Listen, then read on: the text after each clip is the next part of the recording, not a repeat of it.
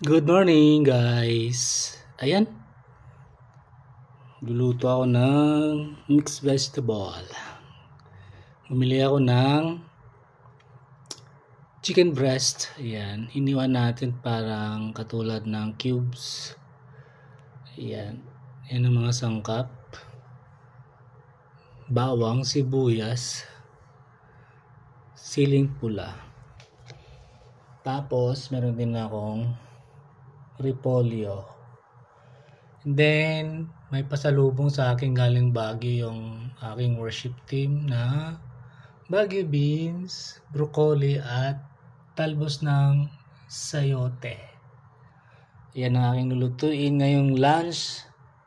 At the same time, mapuna na rin ng aking pamangkin na si Richard. Tara, luto tayo. Ayan, simulan natin guys. Salang tayo ng kawali, maglagay ng konting mantika at dagdagan natin ng konting butter para mabango yung ating lulutuing mixed vegetable. At ayan, halu-haluin ng konti, painitin. Lagay natin ng bawang, susundan ng sibuyas, hintayin mag golden brown. At pagkatapos isunod natin ang chicken breast. Ayan. Halu-haluin ng konti. Tapos takpan. Ilagyan na natin ng paminta. Hintayin kumulo ulit. Pagkatapos ay ilagay na natin ang mga gulay. Unahin natin ang broccoli at ang Baguio beans sapagkat ito yung medyo matigas na gulay. Yan, halu-haluin ng konti at pagkatapos ay takpan sandali, pakuluin.